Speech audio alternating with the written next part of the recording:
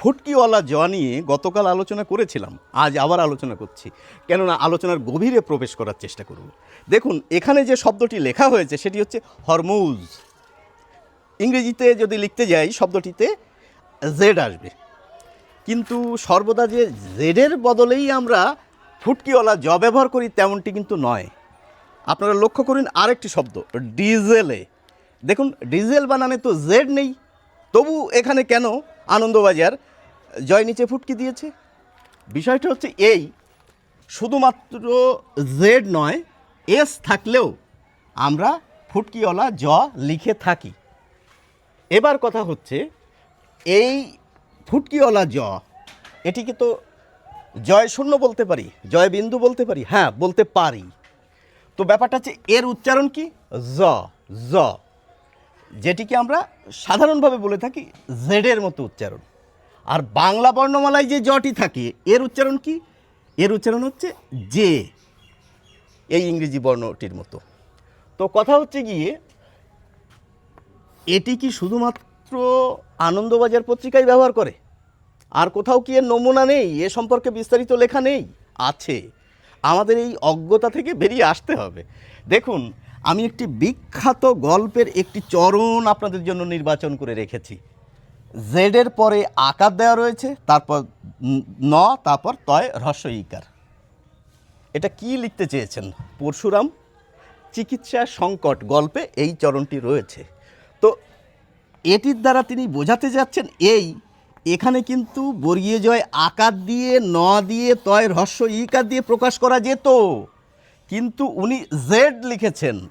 তিনি বোঝাতে চেয়েছেন এটি জানতে পারো না বললে হবে না, এখানে উচ্চারণ করতে হবে জানতে পারোনি, জানতে পারো না, জানতে পারো না। আঞ্চলিক উচ্চারণ বোঝানোর জন্যই কিন্তু পরশুরাম এই জেড ব্যবহার করেছেন। চিকিৎসা সংকট গল্পে আপনারা এটি পেয়ে যাবেন। এবার কথা হচ্ছে আর কোথায় পাবো? আপনারা 1936 সালে কলকাতা বিশ্ববিদ্যালয় কি করেছিল বলুন তো? একটি বানান সংস্কার করেছিল। সেই বানান সংস্কারে কতগুলি নিয়ম ছিল, সেখানে কিন্তু পরিষ্কারভাবে লিখে দেওয়া রয়েছে, জানেন তো? জেড স্থানে জ বিদেহ কোথায় পাবেন? এই চলন্তিকার একদম পিছনে, বা আরও ভালো ভালো যে সমস্ত অভিধান রয়েছে তার পিছনে, বাংলা অভিধান তার পিছনে কিন্তু ওই কলকাতা বিশ্ববিদ্যালয়ের বানান সংস্কার লেখা থাকে। আপনারা একটু খুলে দেখবেন, পেয়ে যাবেন। আমি এই এই জটিকে আপনারা পেয়ে যাবেন। এবার কথা হচ্ছে আরও কিছু নমুনা দেখাই, আপনারা চমকে যাবেন। সাহিত্য সংসদের জ্ঞানেন্দ্র মোহন দাশের বাংলা ভাষার অভিধান, এই অভিধানের ভূমিকা পড়বেন আপনারা, শুধু ভূমিকাতেই এই জটিকে আপনারা দেখতে পাবেন। আর কোথায় পাবেন? একটি বিখ্যাত বই নূতন বর্ণ পরিচয়, কার লেখা? শ্রদ্ধেয় প্রভাত রঞ্জন সরকার মহাশয়ের লেখা। এই প্রভাত রঞ্জন সরকার মহাশয় আরও অনেক ব্যাকরণ বই লিখেছেন। ইনি একজন বিশিষ্ট ভাষা বিজ্ঞানী। যাই হোক, এই বইটি দেখলে আপনারা চমকে যাবেন, জানেন তো? আমি আপনাদের একটু চমকে দিই আগে। দেখি বর্ণমালার তালিকায় উনি কী রেখেছেন।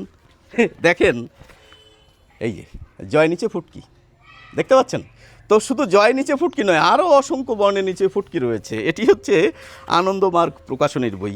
যাই হোক, আপনারা পবিত্র সরকারের বাংলা বলো বইটিতে কিন্তু এই ধরনের উচ্চারণ পাবেন। তাছাড়া পবিত্রবাবুর আরও অসংখ্য বইতে এই জ নিয়ে আলোচনা রয়েছে।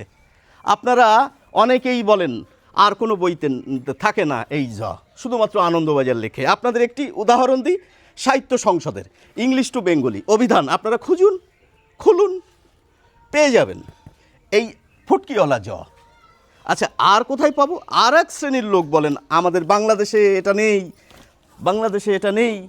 আরে বাবা, আছে। বাংলা একাডেমি আধুনিক বাংলা অভিধান, আপনারা এই বইটার ভূমিকাতে যান, আর অন্য কোথাও যেতে লাগবে না, মুখবন্ধ, সেখানে এই ফুটকিওয়ালা জয়ের কথা রয়েছে। তো বিষয়টি আশা করি আপনাদের এই নিয়ে বেশি বিতর্ক। দেখুন, আমি এই ফুটকিওয়ালা জ নিয়ে প্রচার করছি না, আমি এর সমালোচনাও করছি না। আমার কথা হচ্ছে আনন্দবাজার কেন লেখে, আনন্দবাজারের কথা কেন বলছি, কেননা আনন্দবাজার পত্রিকা অনেকে পড়েন, সেই জন্য বলেছি আনন্দবাজারের জ।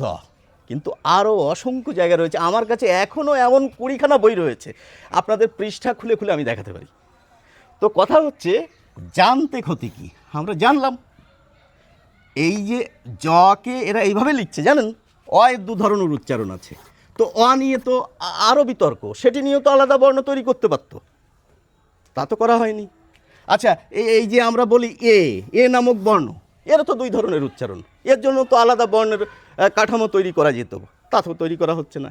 সুতরাং আমি এর প্রচারক নই, আমি এর বিরোধিতাও করছি না।